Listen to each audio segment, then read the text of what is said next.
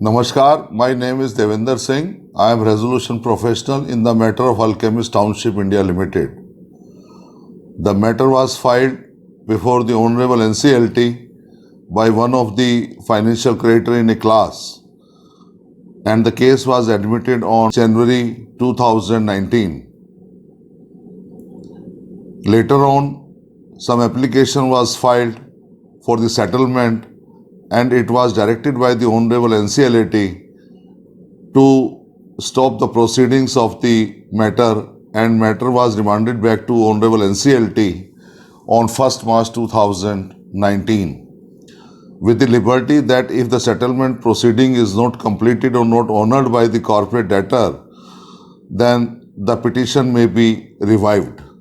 Later on, the commitment was not honored and the matter was again discussed and listed before the Honorable NCLT, and finally it was admitted on 1st October 2020.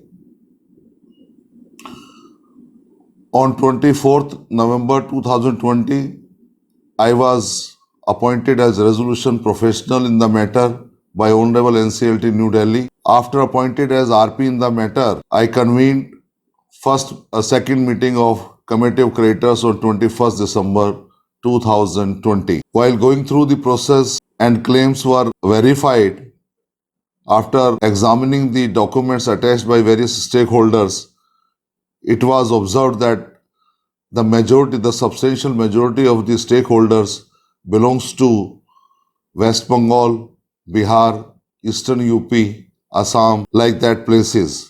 And the stakeholders belongs to the middle class people. And as I also observed from various phone calls and various communication with the stakeholders that there is a problem in understanding the language. So I will explain brief things about this process, entire process in Hindi. इस case के दोबारा शुरू होने के बाद एक general public announcement 10 दिसंबर 2020 को economics times all addition में दिया गया। बाद में जैसे जैसे क्लेमों की संख्या बढ़ती गई, हेल्पलाइन सेंटर बनाया गया, एक stakeholders data management cell भी बनाया गया, जिससे कि जितने भी क्लेम्स हैं उनको वेरीफाई करने का प्रोसेस फास्ट किया जा सके, जल्दी उनका निपटारा किया जा सके। वेबसाइट शुरू करने और हेल्पलाइन नंबर्स की जानकारी के लिए दोबारा इकोनॉमिक्स टाइम्स ऑल एडिशन और पंजाब के न्यूज़पेपर चढ़ती कला में 16 जनवरी 2021 को दोबारा से एक जनरल पब्लिक अनाउंसमेंट किया गया। इस प्रोसेस के तहत सबसे पहले आरपी को क्लेम इनवाइट कर आईआरपी आरपी को क्लेम का वेरिफिकेशन करके क्लेम फाइनल, और उसके साथ साथ एसेट्स का वैल्यूएशन, फॉरेंसिक ऑडिट या ट्रांजैक्शन ऑडिट करके एसेट और लायबिलिटी की स्टेटमेंट को एक ट्रांसपेरेंट मैनर में बनाया जाता है, जिससे कि प्रॉपर रेजोल्यूशन एप्लीकेंट को पूरी जानकारी दी जा सके और कंपनी के रेजोल्यूशन की प्रक्रिया को इफेक्टिव तरीके से बनाया जा सके। उसी डायरेक्शन में क्लेम को फाइनल करने के साथ साथ ये देखा गया कि नंबर ऑफ क्लेम्स जो शुरू में 250, 300, 400 मेल डेली आती थी, जनरल पब्लिक अनाउंसमेंट देने के बाद उनकी संख्या लगातार बढ़ती गई और एक स्टेज पर 10,000 से ऊपर क्लेम डेली बेसिस पर रिसीव किए गए। आज की डेट में भी करीब 3,000 क्लेम डेली आ रहे हैं। टोटल अभी तक 3,95,000 के करीब क्लेम मेल्स रिसीव हुई हैं, जिससे स्टेक होल्डर्स की मेल को रिस्पॉन्ड करने के लिए काफ़ी बड़ी संख्या में स्टाफ को लगाया गया है, और मेल के साथ साथ उसके डोमेन बना कर के 25-30 और ब्रांचेस में मेल बना कर के इस कार्य को पूरा करने की कोशिश की जा रही है। अभी तक जितने क्लेम वेरीफाई हुए उनको वेबसाइट पर रेगुलर बेसिस पर अपडेट किया जाता है, और साथ में 25 फरवरी 2021 को ऑनरेबल एनसीएलटी के सामने जितने भी क्लेम एडमिट हुए उसका अपडेटेड लिस्ट ऑफ क्रेडिटर और कमेटी ऑफ क्रेडिटर्स रिकंस्टिट्यूट करके रिपोर्ट दी गई। जितने भी स्टेक होल्डर्स हैं, financial creditors in A class, उनको क्लेम के आधार पर उनको एक वोटिंग राइट दिया जाएगा। वो अपने वोटिंग राइट का इस्तेमाल सीआईआरपी प्रोसेस में जितने भी महत्वपूर्ण निर्णय लिए जाएंगे उनमें अपने वोटिंग का इस्तेमाल कर सकते हैं। ये एक बहुत ही ट्रांसपेरेंट प्रोसेस चलेगा और each and every stakeholders की इसमें वोटिंग काउंट होगी और उनको पूरा अधिकार है किसी भी चीज को अप्रूव करने का या रिजेक्ट करने का। ये प्रोसेस इनिशियली 180 दिन का है। इस मैटर में 180 दिन 7 अप्रैल 2021 को पूरे होंगे। अभी 22 तारीख को थर्ड सीओसी मीटिंग करने का निर्णय लिया गया है, जिसमें कि इस सीआईआरपी प्रोसेस को 90 दिन के लिए एक्सटेंशन के लिए ऑनरेबल एनसीएलटी को एप्लीकेशन दी जाएगी, जिसमें आप लोगों का अप्रूवल अनिवार्य है। 90 दिन का अप्रूवल आने के बाद 5 या 6 जुलाई को इसके 270 दिन कंप्लीट होंगे। मार्च 31 तक तकरीबन 2 लाख क्लेम वेरीफाई करके उस लिस्ट को अपडेट कर दिया जाएगा। बहुत से स्टेक होल्डर्स के फ़ोन कॉल्स आते हैं, डेली 400-500 फ़ोन कॉल्स आते हैं। 5 हेल्पलाइन नंबर हमने जारी किए उनके ऊपर। वो चिंतित रहते हैं कि उनका नाम क्रेडिटर्स की लिस्ट में नहीं आया है। मैं सबसे अपील करना चाहता हूं कि वो धैर्य बनाए रखे, क्योंकि इतने लार्ज नंबर ऑफ मेल्स आए हैं, उन सबको वेरीफाई करने के लिए, एग्जामिन करने के लिए वेबसाइट पर अपलोड किया जाएगा, जो कि 15 से 20 मई 2021 तक उस काम को पूरा करने की तरफ पूरी कोशिश की जाएगी। हर 10 दिन के बाद 40 से 50 हजार, 40-45 हजार स्टेक होल्डर्स के क्लेम को अपडेट किया जाएगा। अप्रैल में करीब 1 लाख से 1.25 लाख क्लेम एडमिट किए जाएंगे, प्रोसेस किए जाएंगे। बाकी बचे हुए मई के महीने में किए जाएंगे और मार्च तक करीब 2 लाख क्लेम को वेरीफाई करके अपडेट करने की पूरी संभावना है। तो इस तरीके से जितने क्लेम आज तक आए हैं, तकरीबन 4 लाख मेल्स जो आई हैं, उसमें जितने भी क्लेम की मेल्स है उन सब का निपटारा 15 से 20 मई 2021 तक कर दिया जाएगा। मैं स्टेक होल्डर से ये भी अपील करना चाहता हूं कि जो उन्होंने क्लेम फाइल किया उस क्लेम को दोबारा कोई रिमाइंडर मेल ना भेजें, क्योंकि मेल इतनी आती है उसको पढ़ना थोड़ा मुश्किल काम है। वो अपने मेल के जवाब का इंतजार करें और कंपनी की जो वेबसाइट बनाई गई है उस पर एक रेगुलर इंटरवल में उसका विजिट करते रहें और अपनी लिस्ट में अपने नाम को चेक कर सकते हैं। लिस्ट में नाम आने के बाद जो भी उनको अगर कोई गलती लगती है तो वेबसाइट के ऊपर अलग से मेल आईडी दी गई है। क्लेम से संबंधित कोई भी मेल आपको उसी मेल आईडी पर डालनी है और हेल्पलाइन नंबर को भी आप सूचित कर सकते हैं, अपनी डिटेल बता सकते हैं। 15 मई तक सारे क्लेम का निपटारा करने के बाद जो अभी तक आए हैं, कोशिश की जाएगी 48 से 72 घंटे के अंदर जो भी मेल आए उसका रिप्लाई किया जा सके। इस तरीके से इस प्रोसेस में जो पहला स्टेप क्लेम को वेरीफाई करने का है वो पूरा होगा।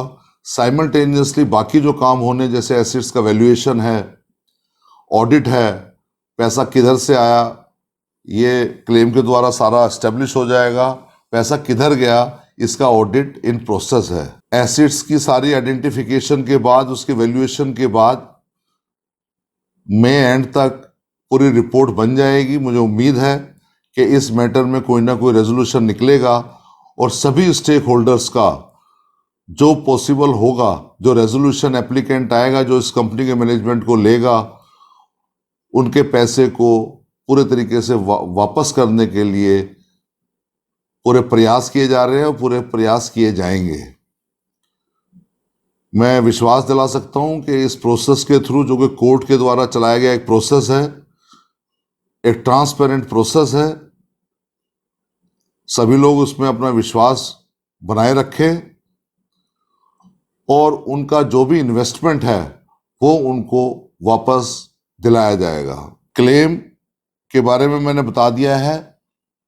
क्लेम का स्टेटस पूरा सेकेंड वीक और थर्ड वीक ऑफ मई तक कंप्लीट कर लिया जाएगा। कोई भी क्लेम दोबारा या गलत ना भरा जाए।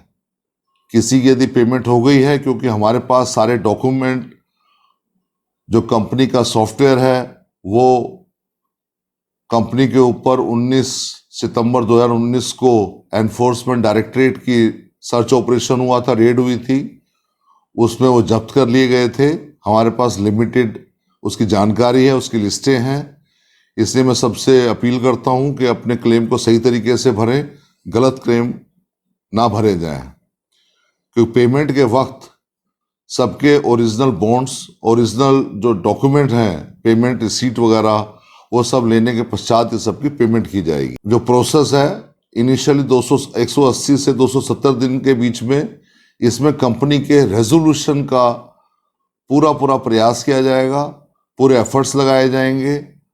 और अगर किसी कारणवश यदि रेजोल्यूशन संभव नहीं हुआ तो फिर कंपनी का लिक्विडेशन होगा।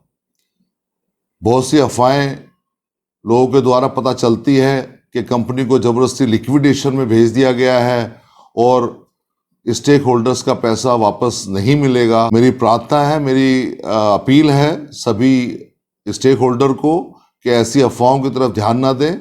ये कोई लिक्विडेशन का प्रोसेस नहीं है।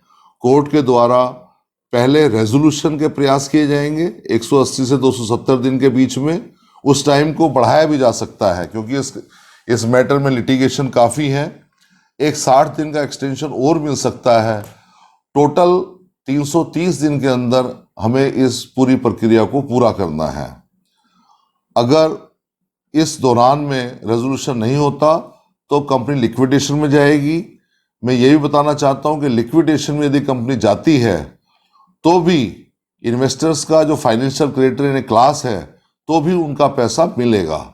कंपनी की जो वैल्यू होगी, कंपनी के जो एसेट्स की वैल्यू निकल करके आएगी, उससे जो भी पैसा प्राप्त होगा वो स्टेक होल्डर्स के बीच में एक समान रूप से बांटा जाएगा। कंपनी कुछ हेल्पलाइन नंबर के द्वारा लोगों को कुछ शिकायतें थी कि वेबसाइट के ऊपर पूरी जानकारी सही तरीके से वो नहीं दे पा रहे हैं, इसलिए वेबसाइट को भी अपडेट कर दिया गया है, वेबसाइट को बदल दिया गया है। एक बेटर वे में नई वेबसाइट को दोबारा से बनाया गया है, www.atilinsolvency.com। आप कोई भी जानकारी मीटिंग से संबंधित, मिनट से संबंधित, वोटिंग की प्रक्रिया से संबंधित इस वेबसाइट पर जाकर के देख सकते हैं। क्लेम में कोई आपको अपडेशन करना है, कोई भी डॉक्यूमेंट आपको कंपनी से चाहिए, तो वेबसाइट के ऊपर उसकी सुविधा है। आप अपना कस्टमर आईडी, एप्लीकेशन नंबर डाल करके उस प्रोसेस से के द्वारा आपको कोई भी जानकारी है वो आपको मिल सकती है। आप सभी लोगों को सीओसी मीटिंग में रिप्रेजेंट करने के लिए, जैसा कि कानून के अंदर प्रावधान है, IBC insolvency and bankruptcy code के अंदर, एक अथोराइज्ड रिप्रेजेंटेटिव जो आपके द्वारा ही रिकमेंडेड है, उसकी एप्लीकेशन माननीय एनसीएलटी में जमा कर दी गई है, मिस राकेश वर्मा। उनका अपॉइंटमेंट कंफर्मेशन होने के बाद आपको उसकी जानकारी दे दी जाएगी। जितनी भी कमेटी ऑफ क्रेडिटर्स की मीटिंग होगी, financial creditors in A class को मैडम राकेश वर्मा रिप्रेजेंट करेगी। कुछ लोगों की मेल आई, कुछ लोगों के फ़ोन आए, वो खुद प्रेजेंट होना चाहते हैं मीटिंग में। मेरी अपील है कि जितने कम से कम लोग मीटिंग में रहेंगे या कोई रिप्रेजेंटेटिव अभी हमने अलाउ नहीं किया है।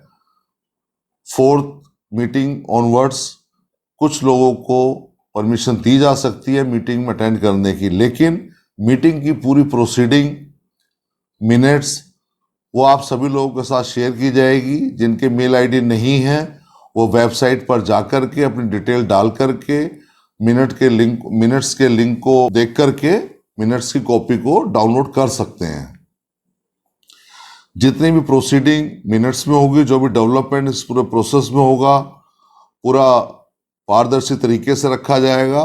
हर एक ईच एंड एवरी इंफॉर्मेशन वो वेबसाइट के ऊपर रियल टाइम पर अपडेट होती रहेगी। इसके अलावा क्योंकि large number of stakeholders इस मैटर में इन्वॉल्व है, जो कि तकरीबन अभी तक 3,95,000 के आसपास, 97,000 के आसपास मेल आ चुकी हैं और मार्च तक तकरीबन 2 लाख क्लेम्स को वेरीफाई करके अपलोड किया जाएगा वेबसाइट के ऊपर। इतनी बड़ी संख्या को वोटिंग करने के लिए एक नॉर्मल सिस्टम से इनकी वोटिंग होना संभव नहीं है। जैसा कि हम दूसरे मैटर्स में कमेटी ऑफ क्रिएटर्स की मीटिंग में वोटिंग कराते हैं तो उसमें 10, 15, 20 मेंबर्स होते हैं। तो इसके लिए एक नए सिस्टम को, जो कि बहुत यूज़र फ्रेंडली है, एसएमएस के द्वारा, जो कि एक्ट की भी रिक्वायरमेंट को पूरा करता है, उसके द्वारा हम वोटिंग कराएंगे। वोटिंग आप कैसे करेंगे इसके बारे में 2-3 दिन के अंदर एक छोटी सी वीडियो बना करके पूरे तरीके से आपको एक्सप्लेन किया जाएगा, बताया जाएगा। उस वीडियो को वेबसाइट पर अपलोड कर दिया जाएगा, आपके साथ शेयर किया जाएगा। आप उसको देख करके एक बहुत आसान तरीके से अपने फ़ोन के माध्यम से अपने राइट का, अपने अधिकार का इस्तेमाल कर सकते हैं और वोट कर सकते हैं। सब रेजोल्यूशंस की जानकारी आपके फ़ोन के ऊपर आएगी। उसे क्या क्या स्टेप होंगे उस सिलसिलेवार आपको एक दूसरी वीडियो बना करके बहुत जल्द आपको बताया जाएगा। कुछ लोगों की ईमेल एड्रेस, जैसा कि पहले भी जो लिस्ट अपलोड हुई है, मल्टीपल क्लेम्स एक मेल के द्वारा आए हैं। उनसे रिक्वेस्ट की जाती है कि वो अपना मेल आईडी बनाएं ताकि उनको पूरी जानकारी सिस्टम की मेल के माध्यम से भी दी जा सके और वेबसाइट के माध्यम से भी दी जा सके। जिन लोगों के मेल आईडी नहीं है वो वेबसाइट को चेक कर सकते हैं। वेबसाइट से पीरियडिकल बेसिस पर मैटर में क्या प्रोग्रेस चल रही है, कहाँ तक मैटर पहुंचा है, उसकी पूरी जानकारी मालूम कर सकते हैं। बहुत से लोगों का ये क्वेरी रहती है कि वो मिलना चाहते हैं, दिल्ली आना चाहते हैं। कई बार कुछ लोग आए भी हैं। तो हमारी कोशिश है कि जब सब इंफॉर्मेशन बड़े ट्रांसपेरेंट मैनर में आप तक एक वेबसाइट के माध्यम से, डिजिटल माध्यम से पहुंच पा रही है, तो आपको आरपी के ऑफिस में विजिट करने की कोई आवश्यकता नहीं है। जो भी पेमेंट होगा लोगों को वो समान रूप से होगा, सबको एक ही रेशो में पेमेंट किया जाएगा। तो इसमें कोई भी भेदभाव या किसी तरीके का कोई प्रायोरिटी ऐसा नहीं है। प्रोविज़न बड़ा साफ है, बड़े ट्रांसपेरेंट मैनर में सारी वर्किंग होगी। वर्किंग चल रही है बड़े ट्रांसपेरेंट मैनर में और सभी स्टेक होल्डर को समान रूप से देखा जाएगा। ई वोटिंग के बारे में हर सीओसी मीटिंग में कोई ना कोई रेजोल्यूशन रहेगा जिसमें कि आप लोगों की वोटिंग होगी। कुछ डिस्कशंस के आइटम होते हैं, कुछ वोटिंग के आइटम होते हैं। जो भी वोटिंग के आइटम हैं उसका वोटिंग प्रोसीजर आपको पता होना जरूरी है। उसके बारे में आपको डिटेल से विस्तृत जानकारी एक वीडियो के माध्यम से दी जाएगी और वेबसाइट पर अपलोड कर दी जाएगी। कोई भी आपकी ऑब्जर्वेशन है, ग्रीवेंसेस हैं या कोई सिस्टम में आप इम्प्रूवमेंट करना चाहते हैं या कोई आपके सजेशंस हैं, वो आप वेबसाइट पर ऑथराइज्ड रिप्रेजेंटेटिव का अलग से एक कॉर्नर बना दिया गया है। ऑथराइज्ड रिप्रेजेंटेटिव का मेल आईडी, उनके फ़ोन नंबर, वो सब वेबसाइट पर अवेलेबल हो जाएंगे। मैंने उनको रिक्वेस्ट किया है कि 2-3 हेल्पलाइन नंबर ऑथराइज्ड रिप्रेजेंटेटिव भी जारी करें ताकि आपको मीटिंग से संबंधित कोई भी जानकारी लेनी है रेजोल्यूशन से या ई वोटिंग से, तो ऑथराइज्ड रिप्रेजेंटेटिव के माध्यम से आपको मिलेगी। 2-3 दिनों में 2-3 helpline number AR authorised representative के द्वारा भी जारी कर दिए जाएंगे। कोई भी आपकी सजेशंस है, कंप्लेंट्स है, सिस्टम में कोई इम्प्रूवमेंट चाहते हैं, वो सब आप ऑथराइज्ड रिप्रेजेंटेटिव को मेल लिखेंगे और वो आपको रिप्लाई देंगे। मीटिंग में जो भी आपके पक्ष है, जो भी आप कहना चाहते हैं, ऑथराइज्ड रिप्रेजेंटेटिव नोटिस भेजने के बाद आपके व्यूज़ लेने के लिए लीगल तौर पर बाध्य है। उनको आप अपने व्यूज भेजें और उसके हिसाब से आप डिस्कस कर सकते हैं। ये पूरा प्रोसेस अभी 7 अप्रैल को 180 दिन कंप्लीट होंगे। उससे पहले एप्लीकेशन लगाई जाएगी, 90 दिन का एक्सटेंशन मांगा जाएगा माननीय एनसीएलटी से, और इसके 270 दिन फर्स्ट वीक ऑफ जुलाई 2021 में कंप्लीट होंगे। आप सभी लोग का एक ही क्वेश्चन रहता है कि पैसा कब तक मिलेगा। पहले भी कई बार बताया गया है कि इस प्रोसेस में जो शुरू के कंप्लाइंसेस हैं उसको करने में 3-4-5 महीने वक्त लगता है, क्योंकि नंबर ऑफ क्लेम्स इतने ज़्यादा हैं, तो उस कारण से इसमें 2-3 महीने का एक्स्ट्रा वक्त लगेगा। और मैं सबको विश्वास दिलाता हूं कि इस माध्यम से, इस कानूनी प्रक्रिया के द्वारा सबको अपना पैसा वापस मिलने की उम्मीद बनाकर रखनी चाहिए। Thank you very much.